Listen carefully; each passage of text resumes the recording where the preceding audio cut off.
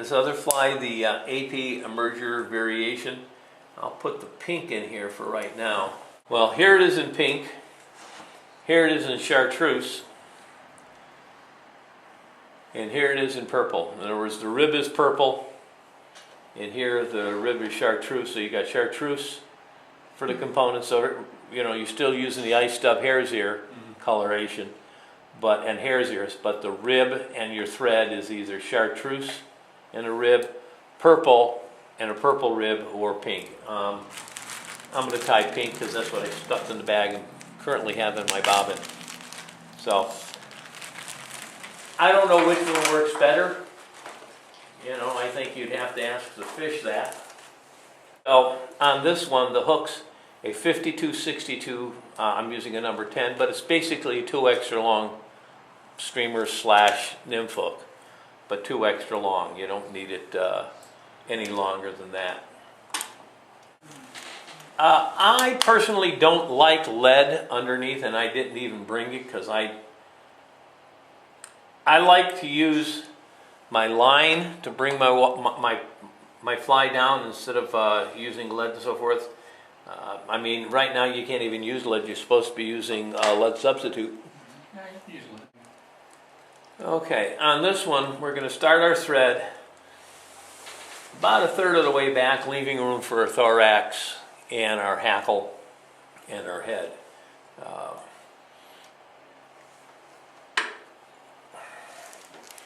Start your thread for the tail.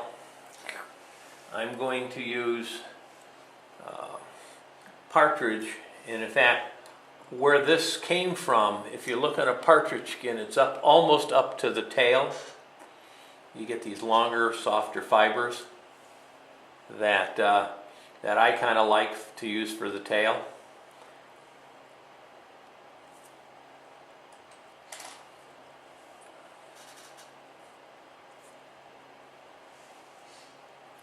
A little long there. There we go.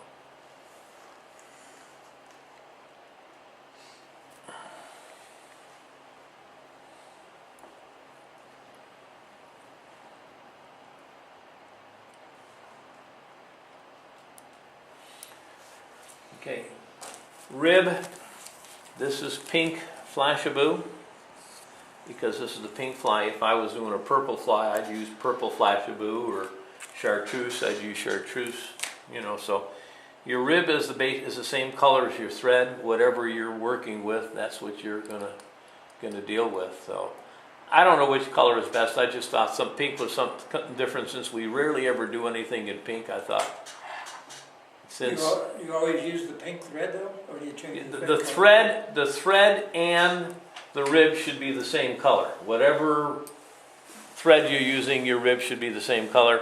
When I saw this on Curtis Fry's website, he used the pink. I thought it would look kind of interesting, so I'm doing pink. Why? Because I'm doing pink. Is it better than chartreuse or purple or orange or anything else? I don't know, but it looks nice. Okay. So what we're going to do is we're going to dub a body, a tapered body. You know, that has amazed me. Question on one of these is I'm going to have to ask somebody smarter than me. Why do we taper our mayflies? Flies like we do, and especially caddis. Caddis is the one that really gets me, because the caddis is actually fatter at the butt end than it is at the thorax. But yet, how do we taper them? We taper caddis just like we taper mayflies, and I've not quite figured out that thought process. Somebody sold us a bill of goods, I think. habit? Everyone does it that way. Well, I have yet to find folks who don't taper their caddis the same way they taper the mayfly. So I may be wrong, but I don't know. A lot of tails on mayflies, they're not tapered at all. At least the taper is practically impossible to tell, particularly on the smaller ones. So we're gonna dub a body, tapered body, right back up to the spot where we started our thread.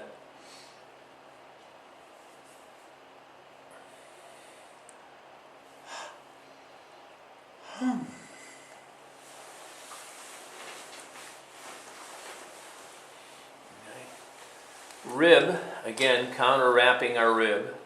Otherwise, if you don't counter wrap it, what happens is instead of it becoming a rib, it becomes Kind of gets embedded. It is embedded instead of sitting on top and creating the rib motion that you want it to create.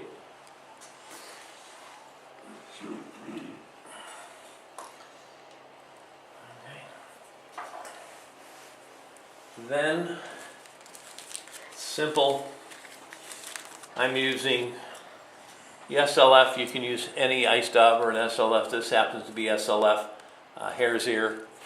You can use a hare's ear or brown, something slightly brownish. I don't believe that you couldn't use any color ice dubbing you'd like. You know, why not peacock? in a blend, or is that This is a blend. synthetic? It's pretty much all synthetic. Yep, it's all synthetic. Which one of the numbers is that? 220 hairs in that's what, gold or something? Yeah, Bronze or something? it's got bronze in there. Yeah, pretty flashy. It's got a nice flash to it. Yeah, it does. It's good. Stuff's It's pricey. good to like. Is it pricey? Is this all, is this also from the riffle? This fly came from Curtis Fry.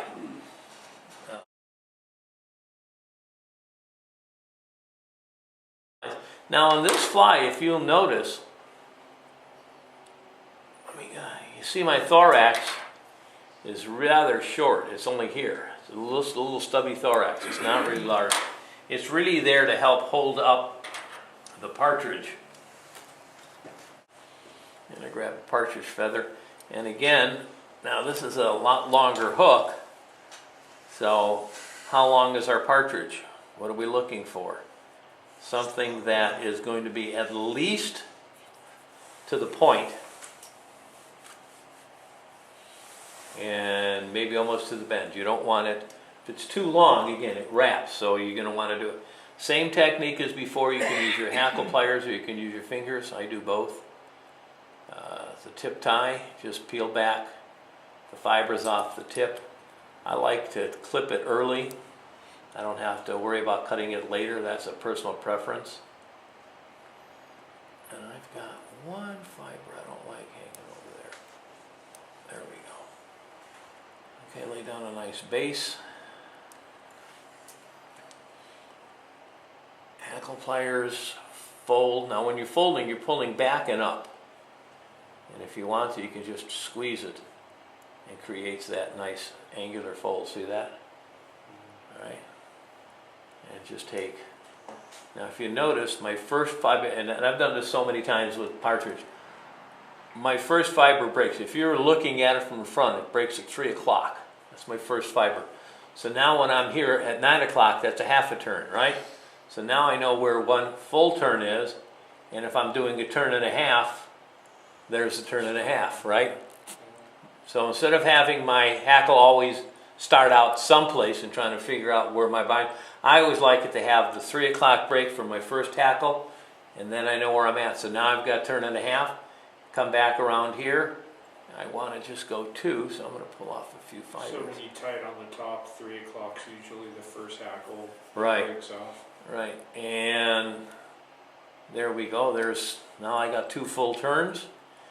Now, instead of just trying to drag my thread back, I'll just bring my thread back. I took off those 2 turns, which ends up being right where my stem is at, right? I don't have to run my thread back and forth. I can keep nice smooth layer going back and forth. And now one more layer, that's only 3 layers, and I don't have to have a giant head and do a whip finish. And instead of having a giant head, I've only got a head with 4 layers of thread on it. Again, the same pinch. I talked about that last time, right? Oh, I didn't manage to break, but pinch it back. That keeps the thread behind the eye of the hook so that I don't have to encroach on it, because in the past I have done that, and I've had thread halfway over the eye, and I'm sitting there trying to get my tippet in there going, what the hell? And by that time I've already put head cement down, which means it's useless to do anything about. So it's like, okay, grab another fly. So after that a couple times I've learned the pinch technique, and I pinch every fly, period. Even though I know I'm not in the way, I still do the pinch, guarantees it out. So that's it. That's, Curtis Wright calls it the AP immersion variation.